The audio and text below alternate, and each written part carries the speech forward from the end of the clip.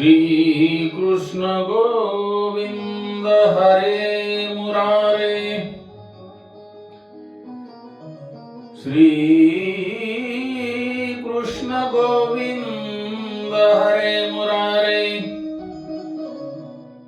हे नाथ नारायण वासुदेवाय, हे नाथ नारायण वासुदेवाय। आपण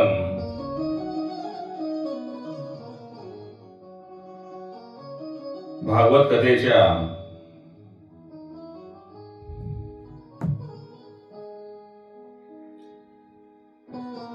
10व्या स्कंदापर्यंत पोहोचलेलो असून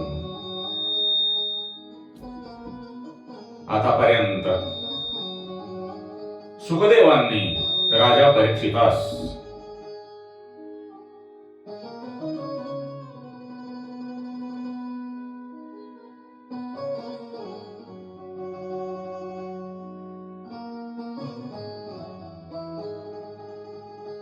अनेक राज्य, दैत्य आणि भक्त अवतार कथा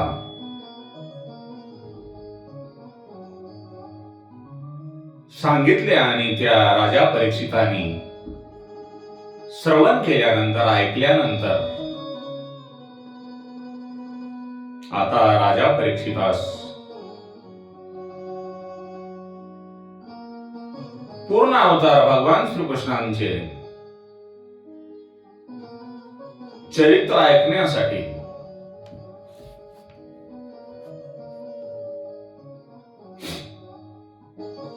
राजा परीक्षित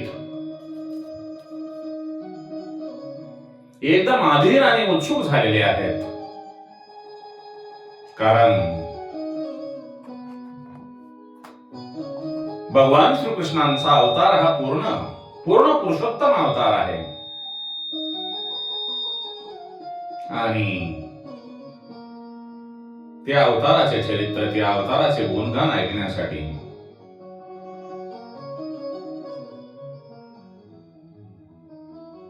राजा अधीर झालेला आहे। मर्यादा पुरुषोत्तम भगवान श्रीराम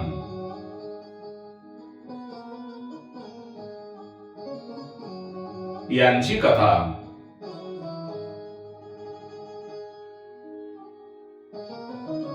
ऐकल्यानंतर आपण पूर्ण पुरुषोत्तम भगवान श्रीकृष्णाच्या कथेकडे वळत असून या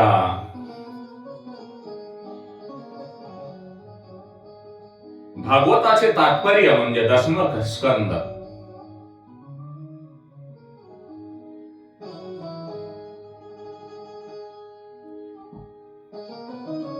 भागवताचे तात्पर्य म्हणजे 10वा स्कंद, कारण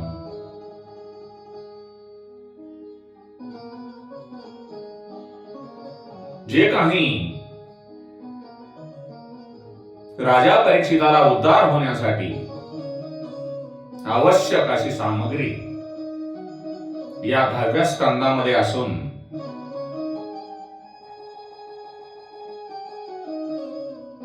ती भगवान श्रीकृष्णांची कथा ऐकण्यासाठी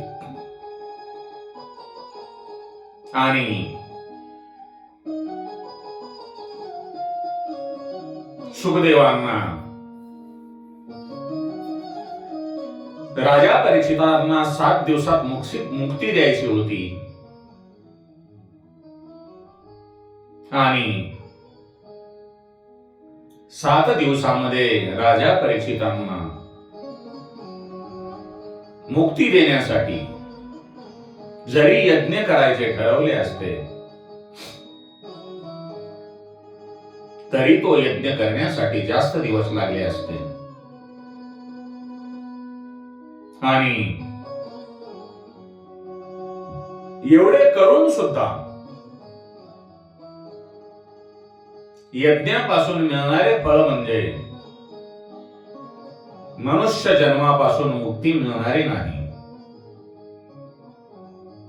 त्यामुळेच भगवान शिवशंकरांचे अवतार असणारे सुखदेव हे महाज्ञानी असल्यामुळे त्यांनी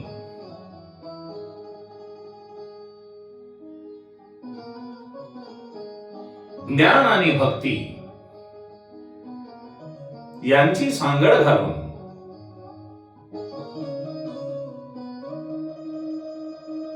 राजा परीक्षितांना कथा सांगितलेली आहे आणि आता ती कृष्ण कथेमधून पूर्णावतार भगवान श्रीकृष्ण यांच्या कथेच्या माध्यमातून पूर्ण रूपाने प्रकट करणार असून त्यामुळे राजा परीक्षितांना मुक्ती मिळणार आहे.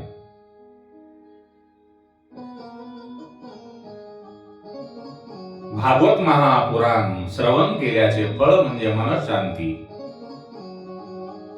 म्हणजेच मनाची समाप्ती किंवा मनाची मुक्ती.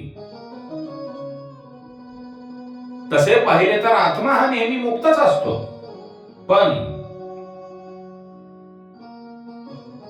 आपले जे मन आहे ते मन मात्र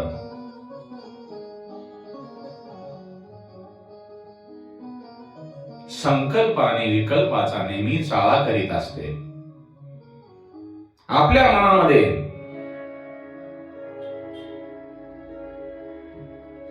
अनंत विचार येत असतात.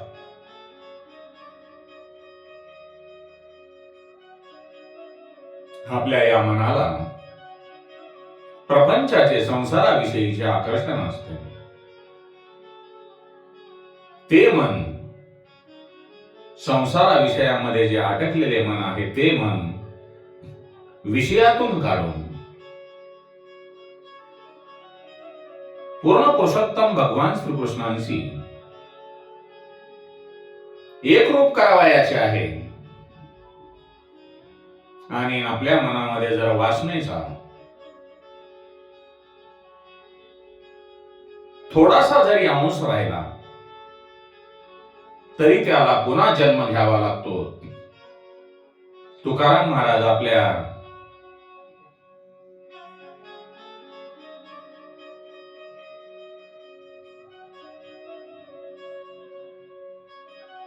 वाङ्मयामध्ये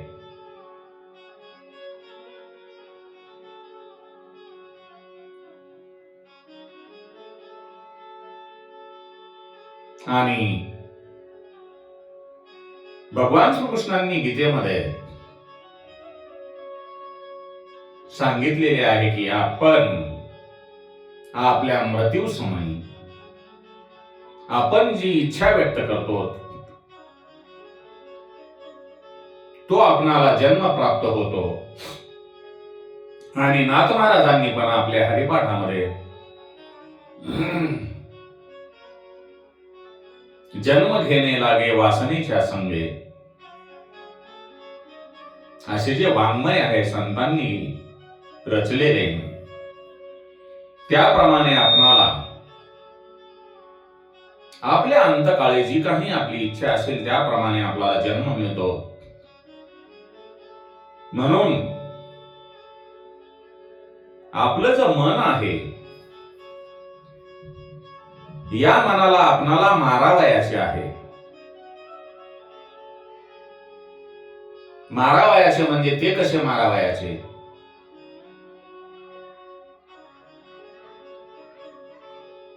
आपल्या मनामध्ये ज्या काही वासना असतील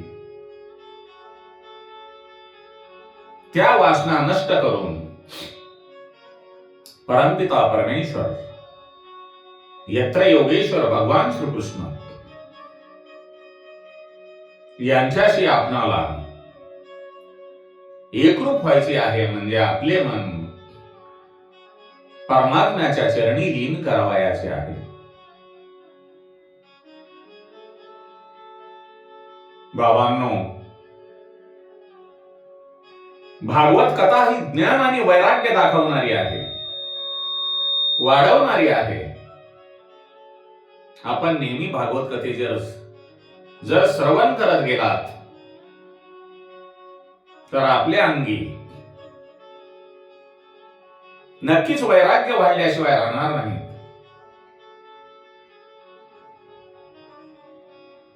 आणि ही भागवत कथा जी आहे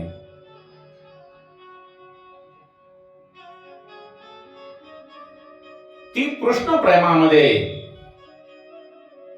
लीन करणारी, भगवान श्रीकृष्णांच्या प्रेमाचे वेड लावणारी अशी कथा असून आपल्या मनातील वासना जेव्हा नाहीशा होतात तेव्हा जीव वेडा होतो. कारण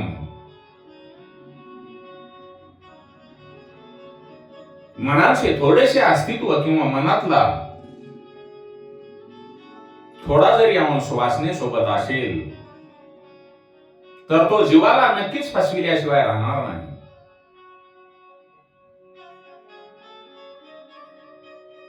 महाज्ञानी सुखदेव राजा परीक्षितांना भागवत कथेचा दृष्टांत सांगून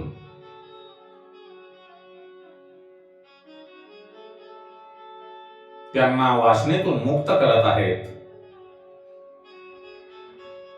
आणि वासनेचा जर निराश झाला नाही,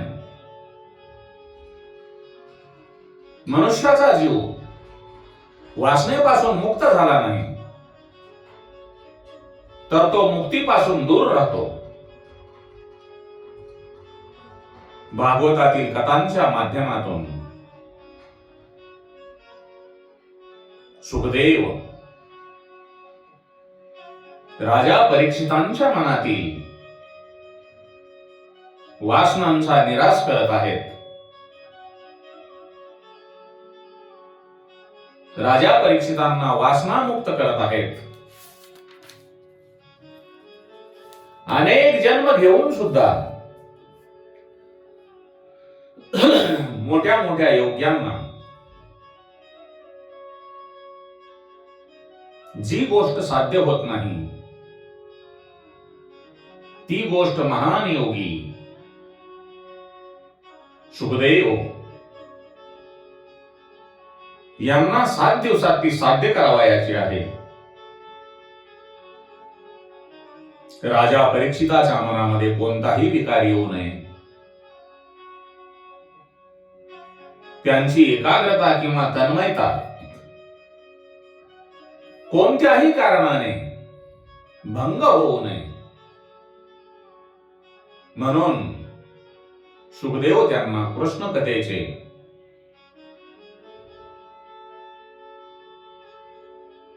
वर्णन चरित्र सांगून कृष्ण कथेमध्ये तन्मय करतात. संसार न सोडता आपण जो प्रपंच करत आहोत तो प्रपंच न सोडता त्या प्रपंचाला मनातून कसे काढून टाकायचे,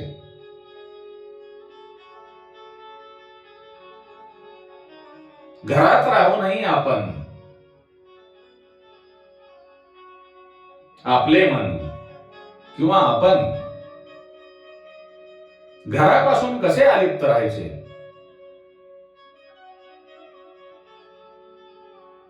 हे फार कठीण आहे.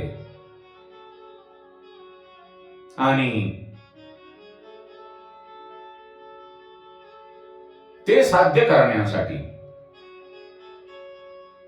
सुखदेव राजा परीक्षितांना मनाचा निरोध करण्यासाठी सांगतात. त्याला जगाचे विस्मरण होते. राजा परीक्षितांना जगाविषयी आसक्ती राहत नाही आणि भगवंताबद्दल, भगवान श्रीकृष्णाबद्दल आसक्ती निर्माण होते. आणि ज्या वेळेला परमात्म्याच्या चरणी परमात्म्याचे नाम संकीर्तन करण्याची आपल्या मनाला ओढ लागते, आसक्ती लागते, तेव्हाच आपल्या मनातून संसाराबद्दलची आसक्ती नष्ट होते आणि मनातील आसक्ती वासना नष्ट झाल्यानंतर आपल्या मनाचा ब्रह्माशी संबंध येतो, ब्रह्मसंबंध होतो आणि मनुष्याला खऱ्या आनंदाची प्राप्ती होते. भागवताचा दशम स्कंद म्हणजे भागवताचे फळ आहे.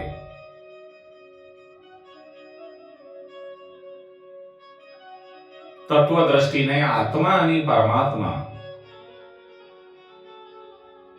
जीव आणि ईश्वर एकच आहेत, पण उपाधीमुळे ते वेगवेगळे वाटतात.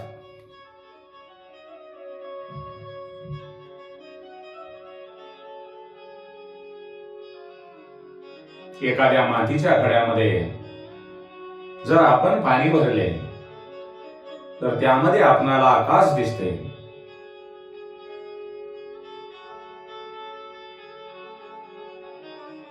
म्हणून असे आपण समजायचे का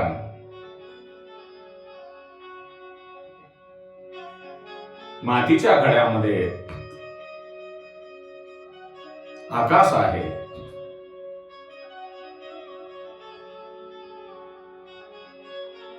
वेदांताचा असा सिद्धांत आहे की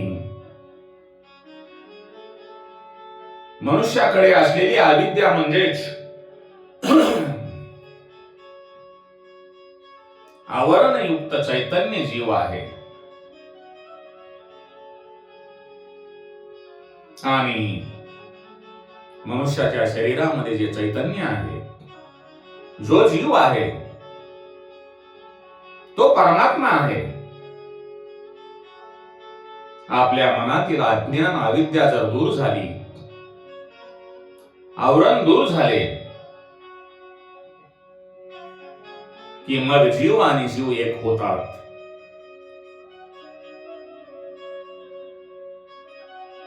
जीवाचा आणि शिवाचा भेद हा आपल्याकडे असलेल्या उपाधीमुळे भासत असतो. वैष्णव आचार्य असे म्हणतात की जीव आणि ईश्वर एक नाहीत. जीव हा ईश्वराचा अंश आहे. अंशीतून अंश जर वेगळा पडला तरी त्याचा नाश होत नाही.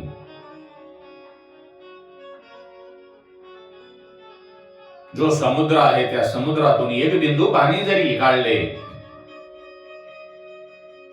तरी समुद्राचा नाश होत नाही. म्हणून ज्याची बुद्धी सूक्ष्म आहे त्यांना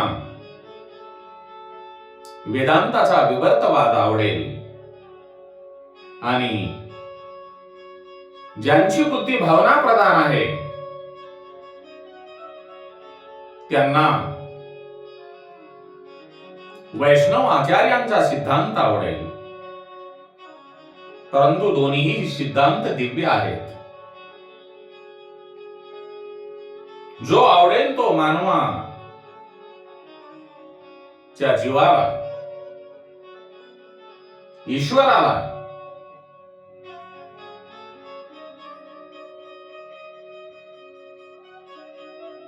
ईश्वर रूप मानले काय किंवा ईश्वराचा अंश मानले काय, आत्मा हा मुक्तच असतो. तो कधीही लिप्त झालेला नाही.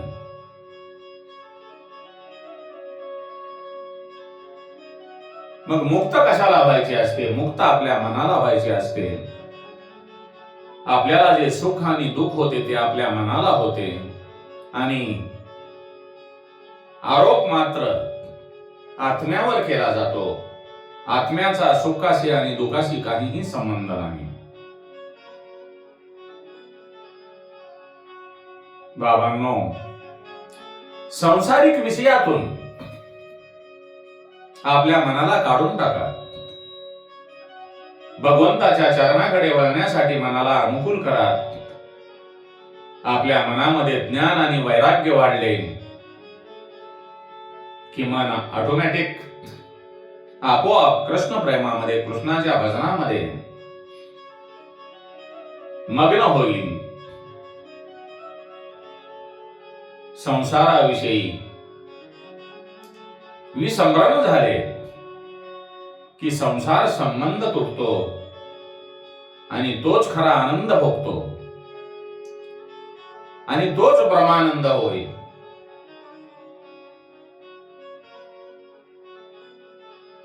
आणि ज्या मनुष्यांना, ज्या मानवांना संसार विषयामध्ये खरा आनंद वाटत असेल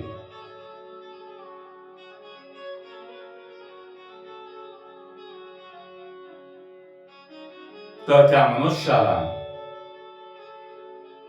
निद्रेची इच्छाही होणार नाही.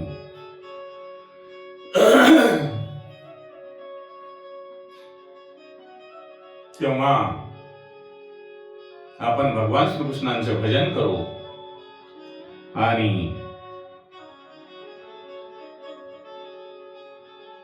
पूर्ण पुरुषोत्तम भगवंताचे गुणगान गाऊ.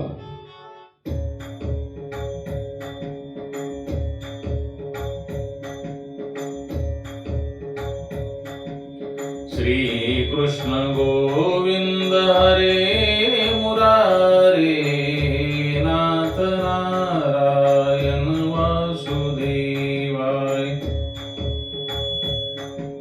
श्री कृष्ण गोविंद हरे मुरारे, हे नाथ नारायण वासुदेवाय. हे नाथ नारायण वासुदेवाय, हे नाथ नारायण वासुदेवाय. श्री कृष्ण गोविंद हरे मुरारे, हे नाथ नारायण वासुदेवाय. हे नाथ नारायण वासुदेवाय, हे नाथ नारायण वासुदेवाय. हरे राम राम राम हरे हरे, हरे कृष्ण कृष्ण कृष्ण हरे हरे. हरे कृष्ण कृष्ण कृष्ण हरे हरे, हरे राम राम राम हरे हरे. हरे कृष्ण कृष्ण कृष्ण हरे हरे, हरे राम राम राम हरे हरे. श्री कृष्ण गोविंद हरे मुरारे, हे नाथ नारायण वासुदेवाय. हे नाथ नारायण वासुदेवाय. राधारमण हरि गोविंद, राधा कृष्ण हरि गोविंद. राधारमण हरि गोविंद, राधा कृष्ण हरि गोविंद. राधारमण हरि गोविंद, राधा कृष्ण हरि गोविंद. राधारमण हरि गोविंद, राधारमण हरि गोविंद. राधारमण